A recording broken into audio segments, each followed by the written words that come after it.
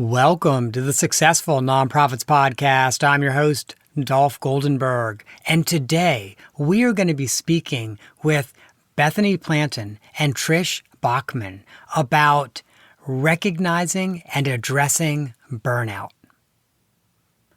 As part of this is a great opportunity for me just to remind everybody that stressed out leads to burnout. And as I look into 2021, and I know this because we can see this historically, 2021 is likely going to be a much more difficult year for most nonprofits than 2020. When we look at the last recession, the first year of those recessions, the government jumped in with some stimulus, foundations upped their giving, and then year two comes along and the government's pulling back on stimulus and foundations go back to what is now normal giving for them. And some individuals who are donors have been hard hit. And so they actually lose individual contributions as well. So as I look out into next year, I think next year is going to be a much more difficult year. And that's why we're going to be offering a coaching for tough times group. And it's group coaching to make it affordable for every nonprofit. If you go to successfulnonprofits.com, you can find out more about our curriculum-based group coaching that is going to start in January and help you manage what are likely going to be some very difficult times in 2021. But now let's move on and talk about burnout. You all have all heard me share my own burnout story on this podcast, so I'm not going to do it again. But if you're a first-time listener, let me just share with you that about 7 years ago, I took the metaphorical plane that is my career, crashed it into a snowy mountain, stumbled out of the plane, bruised and bloody, and had to figure out how to piece everything back together again.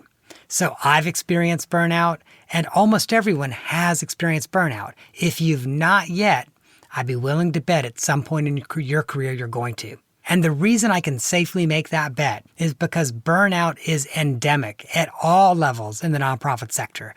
This is true whether you're the executive director, the development director, a case manager, the receptionist. It is almost guaranteed that in some point in your career, you are going to burn out. And this is true as well for our guests, Bethany Planton and Trish Bachman. They have both experienced burnout, and they have both successfully rebuilt their careers and their lives. And that's why we're having them on today, because we all need to understand what burnout looks like, but also understand that there is life after burnout. In fact, life after burnout can be a lot better than life before burnout ever was. Bethany is the founder of BMP Consulting. And that is a grant writing consulting practice. She helps organizations develop grant calendars, do their grant writing, do their grant management. Trish Bachman is in a similar line of work, although she's not a part of BMP Consulting. She started the Right Stuff Delaware, and that's right with a W, like I'm writing a letter to a friend. Both are grant professional certified, and both have agreed to come on to share their stories of burnout with you, as well as help you understand what you can do to avoid burnout. Hey, Bethany, Trish, welcome to the podcast. Well, thank you. Thank you so much for having us. As I mentioned in the intro, I have shared my burnout story multiple times with listeners. And one of the things that I know, and it's probably a little sick and twisted of us in the nonprofit sector, we love to tell the war stories about the time that we burned out. And even more than that, we all love hearing the stories of other people. So which of you wants to go first? I can go first. This is Bethany. I think we like to hear other people's stories because it helps us know we're not alone when we experience burnout. But my story is kind of early in my career, actually, and job opened up at a community college. And it was only 20 hours a week. They wanted a grant writer for 20 hours a week, part-time position, which also meant no benefits.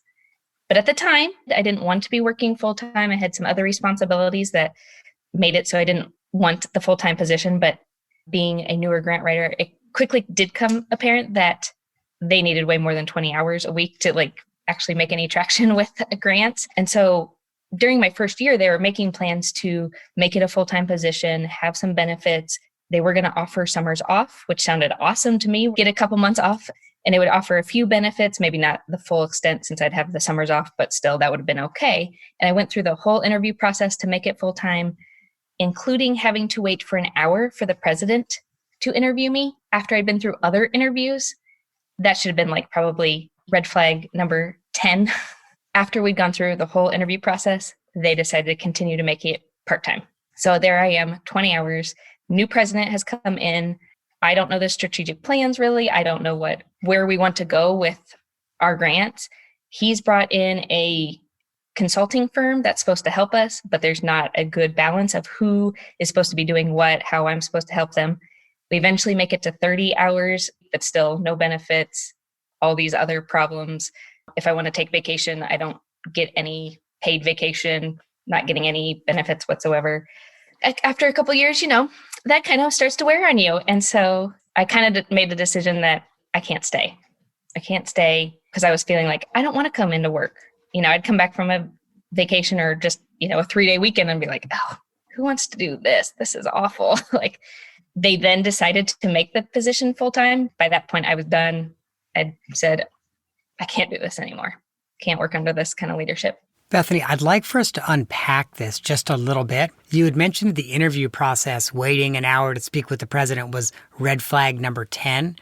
And I always say this, whether you're looking for work or you're the employer and are looking to hire someone, you can't fix fit. So what were some of the red flags that had you seen, maybe you would not have ended up in a bad position? Definitely one was the college was transitioning from a longtime president who'd been there, I don't know, over 10 years, something like that.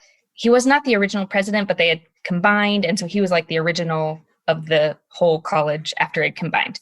Well, he was retiring and the system president was retiring at the same time. And so the retiring president had kind of cleaned up shop a little bit, moved people around, had people in different positions. And under that, the grant writer that had been working under him retired. And so that probably is red flag number 1 of if all these transitions, maybe get the new president set before hiring somebody to come in and do something, especially as strategic as grant writing for a community college. Got it. And so it really just sounds like one of the largest red flags is there were just too many transitions in your organization. Were there any other red flags that you wish you would have paid attention to and walked away? They, as in the leadership, did not understand grants, didn't understand what I needed in doing grants. They didn't understand what information I needed, what I needed access to, what either I needed to be a part of meetings or at least get good information sent back down to me about what they wanted to do. They just did not understand. Yeah. So let's also unpack. Let's fast forward now. So you took the job anyway, and you fast forward, and you're now at the point where they're offering you full-time, and you're like, I'm done. What was going on? What did that feel like? Well, they hadn't even offered me the full-time. They just said, let's do the interview process again for full-time. So even though I had been in the position, they wanted to do the interview process, but literally they gave that to me and like 2 weeks ahead of time, I'd already made the decision in my mind, I can't keep doing this. I'm done. Because I didn't even mention I'd moved offices 4 or 5 different times in 2 years, physical spaces. And one of those was like out where a receptionist would sit and greet people. Well, that's not conducive to writing or having meetings that have maybe confidential information part of it.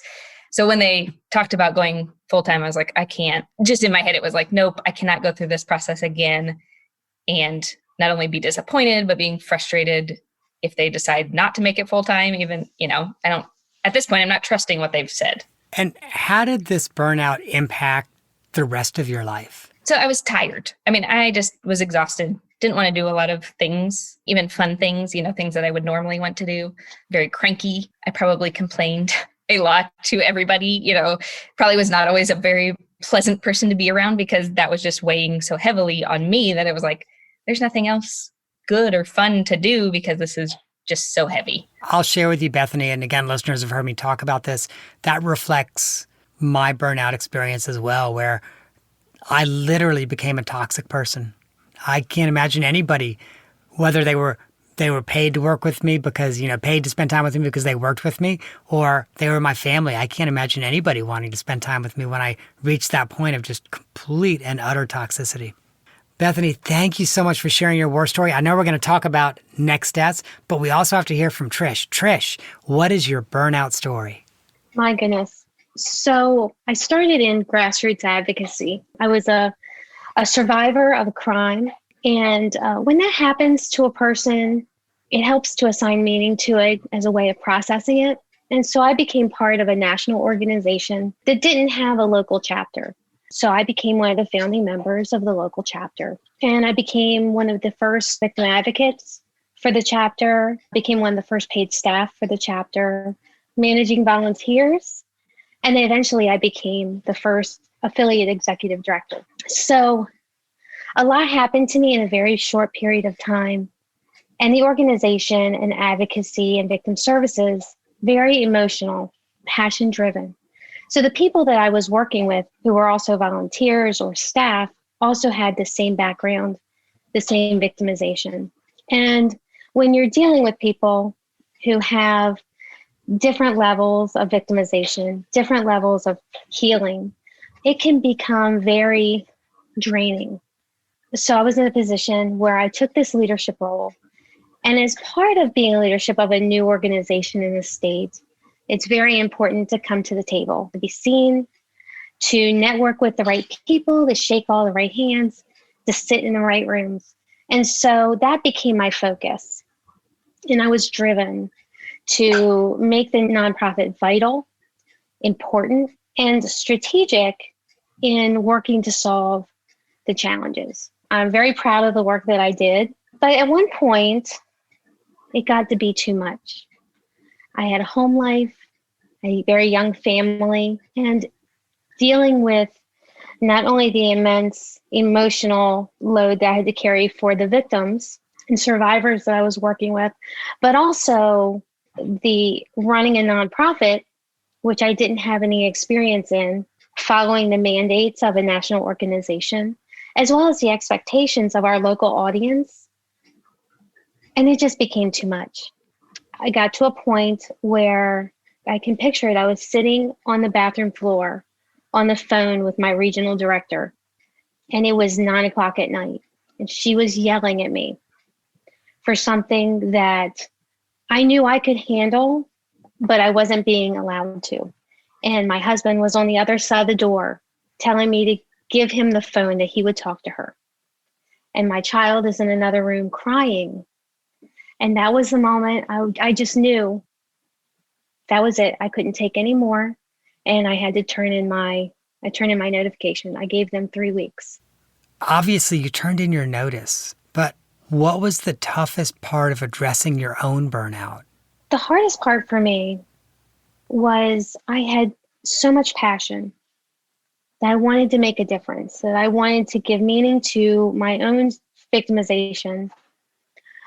And I was working so hard for it. And I had so many people that were depending on me, local people, the people that I was serving, the victim survivors that I was serving, the small group of professionals that were helping me to forward our mission, and going to them and saying, I just can't do this anymore. I'm going to close the door on this. And fortunately, another agency, our Office of Highway Safety, offered me a job. And so I was able to take all of the work that I had done and all of the credibility that I had gotten, and I was able to push it forward through a government office, but continuing to educate, continuing to advocate. It allowed me to continue my work towards the mission.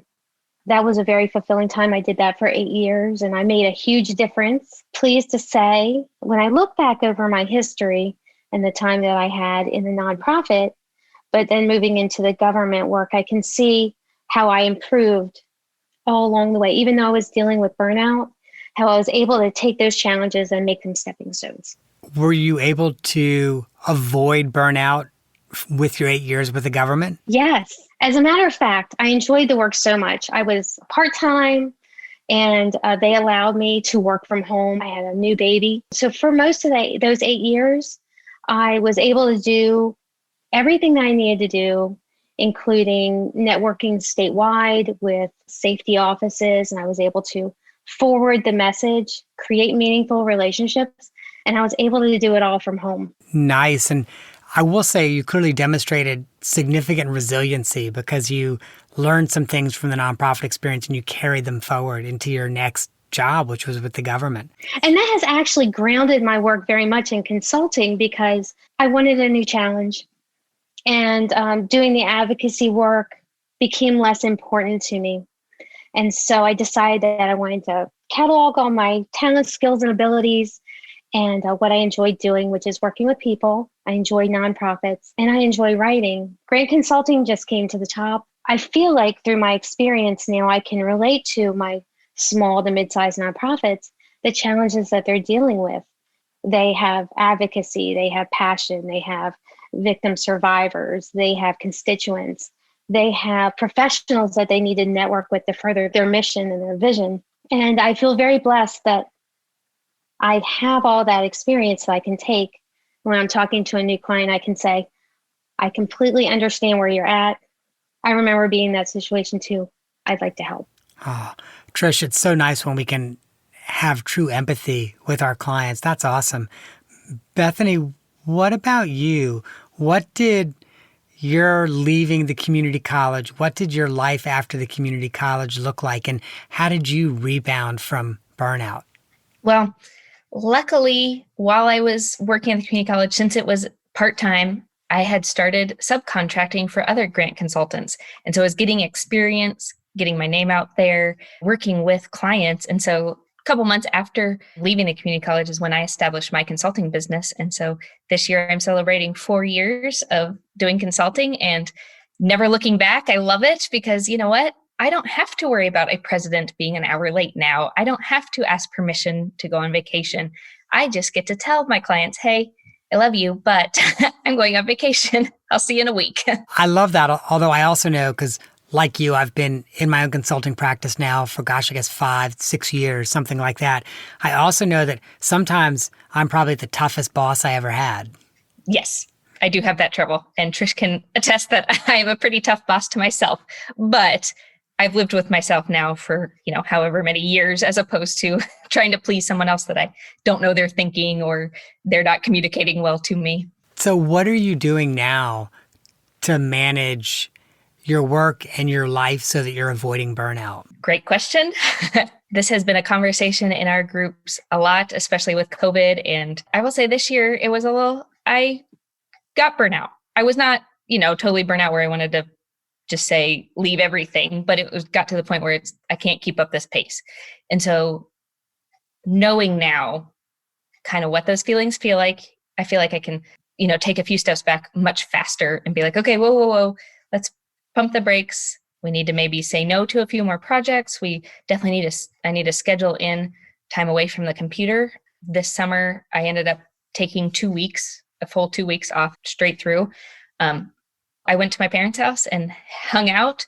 So it wasn't an exciting vacation. It's not the vacation I would have chosen normally, but I knew I needed that time away from the computer, that time away from even my apartment, just because if I'm sitting here, I'm seeing the chores that I need to do in the apartment or, other personal things, but being in a different place gave me a chance to be like, I can play games with my family. I can, hang out and let my mind rest from all that work that had been doing. And we will have seasons where sometimes you do have to work really hard for a couple months because that's just what the season is. Think of especially event planners where you might have your big event coming up and you're working a lot of hours up until then, but then scheduling that time afterwards to recuperate so that you have some downtime and some time to recuperate. That's been my biggest takeaway and knowing what I need to do.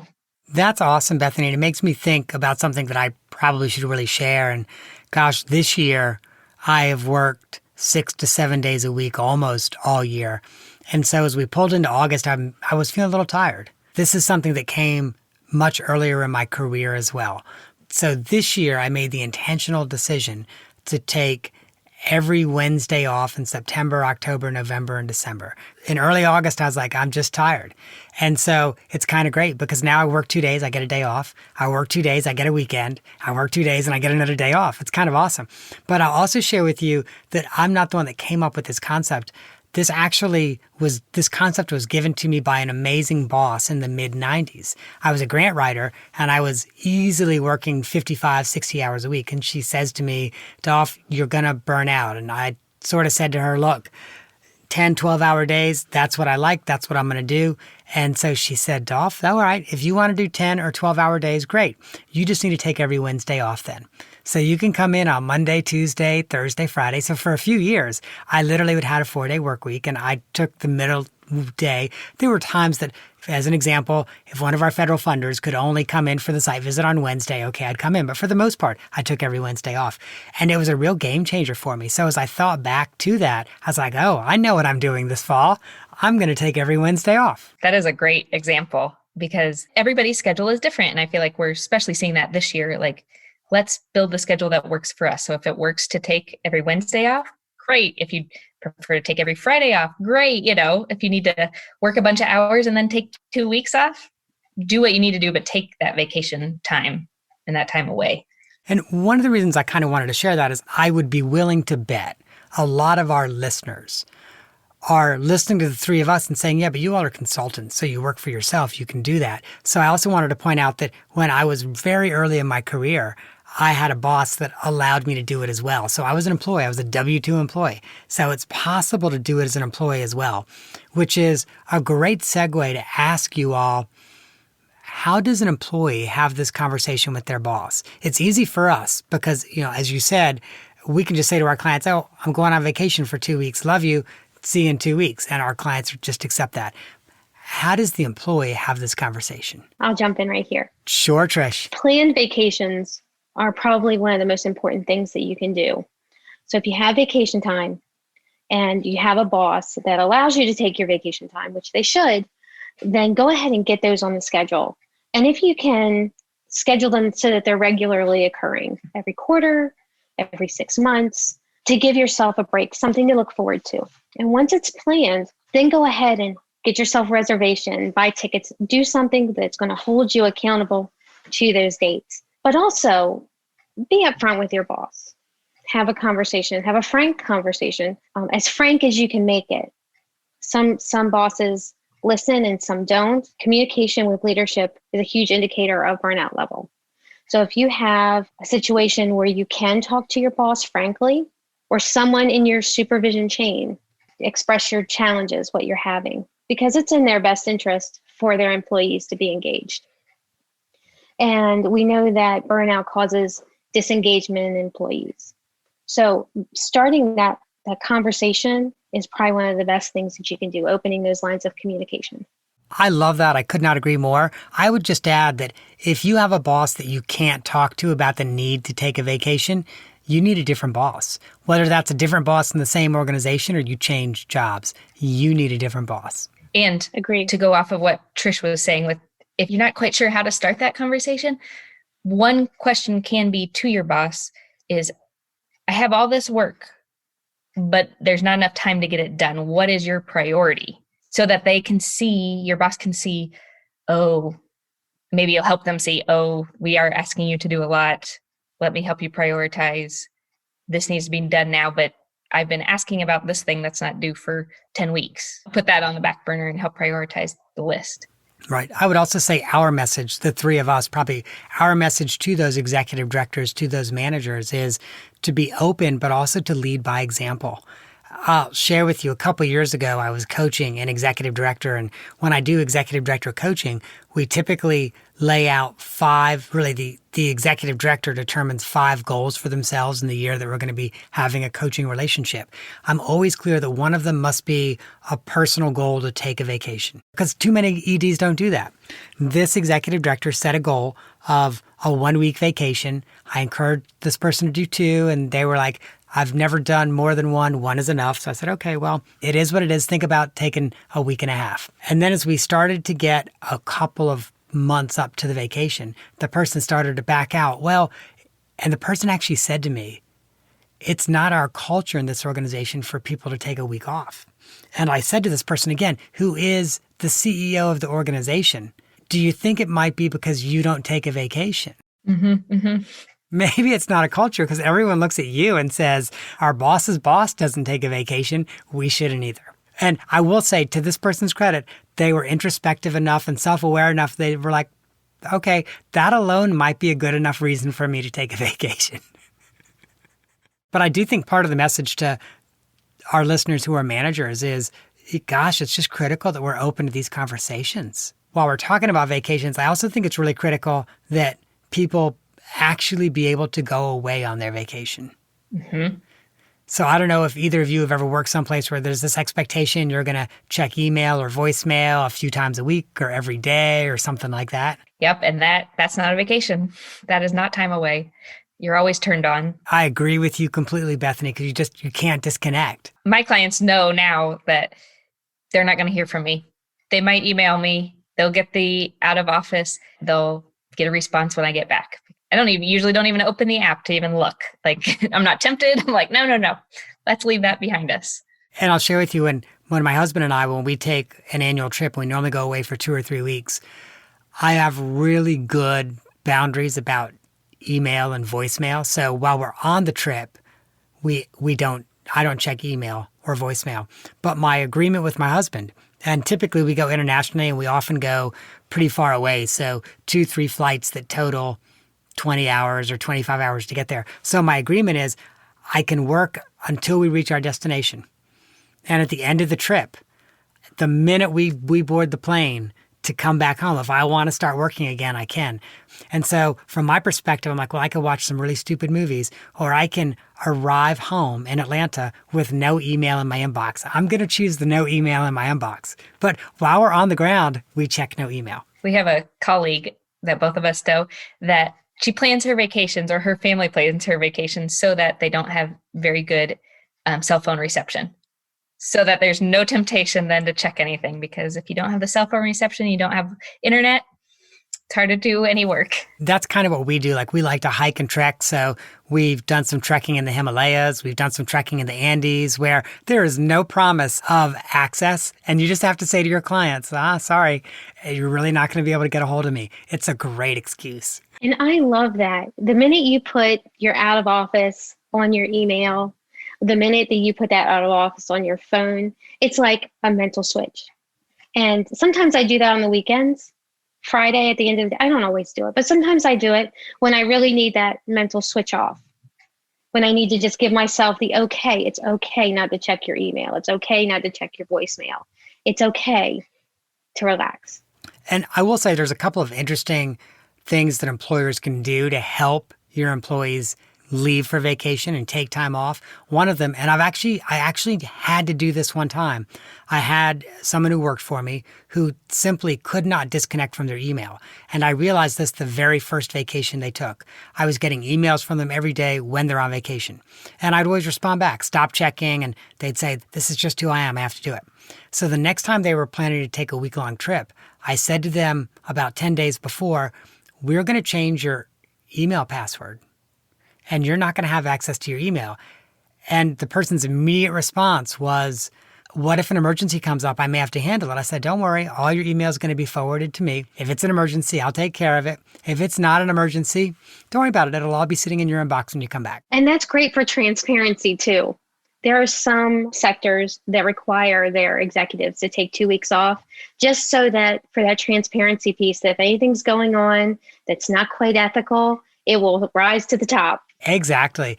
Another best practice I've seen, although I've only seen this in a for-profit, there's a for-profit technology firm out of Denver. And by the way, for executive directors and board members, I'd love for you to do something like this, although maybe you can't afford to do it with the same price tag. There's a technology for-profit out of Denver that encourages all of their employees to take 2 consecutive weeks off.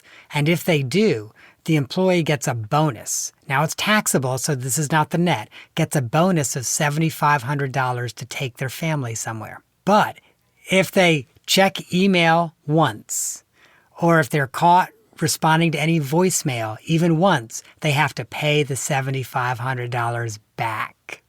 And I get that nonprofits maybe can't afford to do 7,500, but they could probably do 500 or $1,000 bonuses that say, we want to help contribute to your vacation. If you take a week off or 2 consecutive weeks off, we're going to give you this, but you have to pay us back if you do any work at all.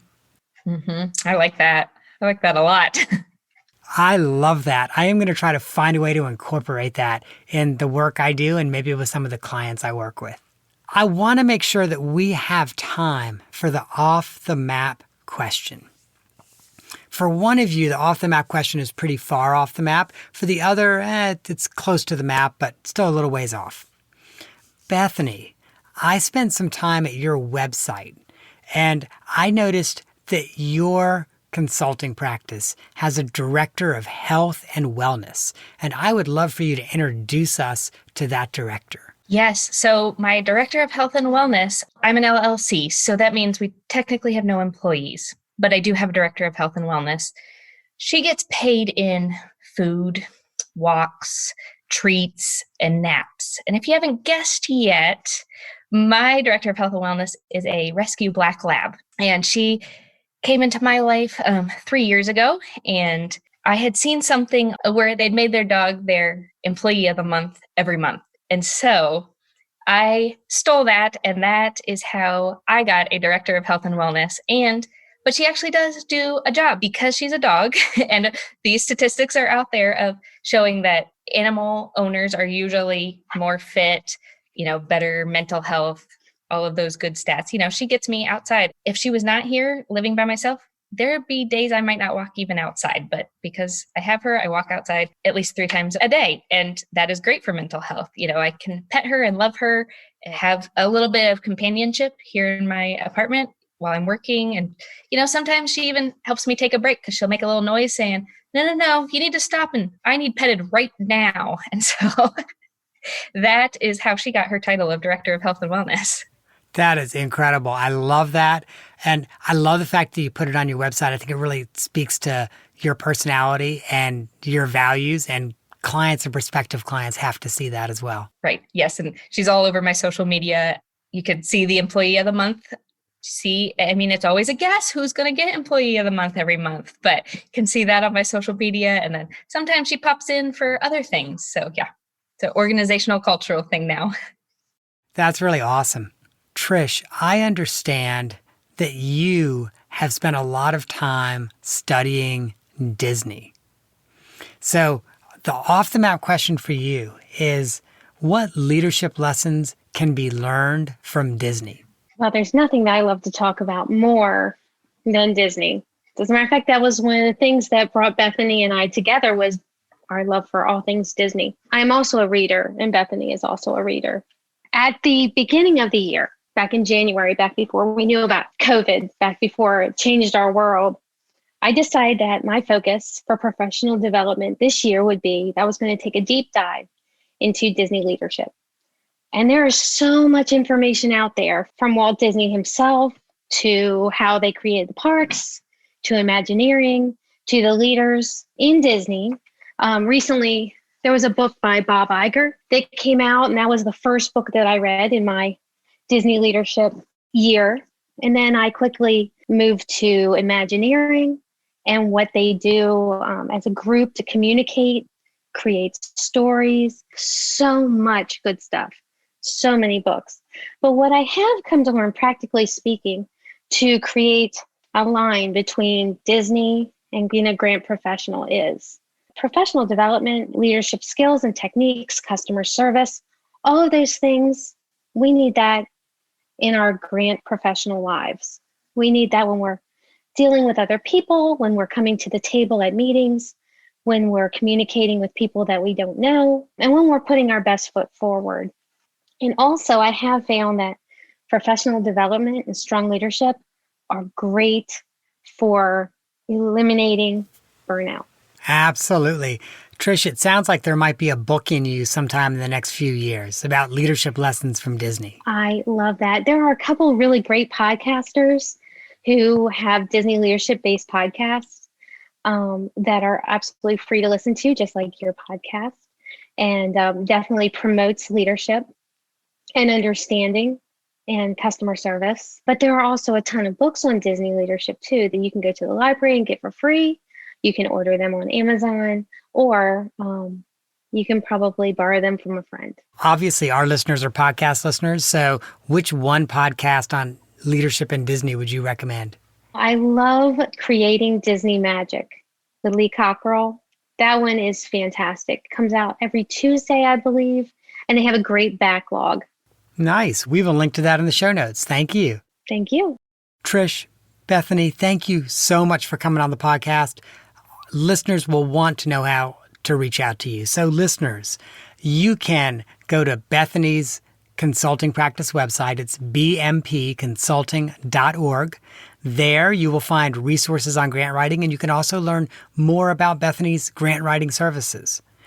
Also, make sure you go to Trish's website, writestuffdelaware.com. That's right, like I'm writing a letter to a friend, writestuffdelaware.com. And there you will also find information about grant writing as well as services that she offers. Now, they've also asked that I make sure all of our listeners know about grantprofessionals.org. And grantprofessionals.org is a great organization and website. And if you go there, you can find out more about becoming a grant professional and getting a certificate in that. You can also go to grantprofessionalsfoundation.org if you are looking to get a scholarship, either to be a member or to take the certification courses. So please make sure you go to that website as well. Hey, Trish, Bethany, thank you so much for joining us today. Well, thank you for having us. This was so much fun. All right, listeners, if you were busy Googling how you can start your pandemic trip to Disney and get those leadership lessons and a tax deduction all at the same time. By the way, quick reminder, I don't do tax consulting. I'm not saying that's really tax deductible. But if you were Googling that and were not able to write down all of those URLs, no worries. You can always go to successfulnonprofits.com. And at that website, you can get to BMP Consulting, Right Stuff Delaware, Grant Professionals, their foundation, and we'll also link to the Disney Leadership Podcast that Trish had mentioned. Quick reminder, listeners, don't forget, 2021 is likely to be a good bit rougher than 2020. So if you're looking for some help, go to successfulnonprofits.com. Check out our group coaching. It is going to be curriculum-based, and it will help you have a successful 2021, regardless of what the economy, the pandemic, or anything else throws at you. And one final thing, if you liked this episode, make sure that you listen to episode 152, Using Scrum to Avoid Burnout, with Diane Leonard. Another great grant writer that understands that burnout is real and we have to do what's necessary to prevent it. That, listeners, is our show for this week. Make sure that you go online, rate, review, and subscribe to this podcast. And finally, I hope you have gained some insight to help your nonprofit thrive in a competitive environment. I am not an accountant or attorney, and neither I nor the Goldberg Group provide tax, legal, or accounting advice. This material has been provided for informational purposes only, is not intended to provide, and should not be relied on for tax, legal, or accounting advice. Always consult a qualified, licensed professional about such matters.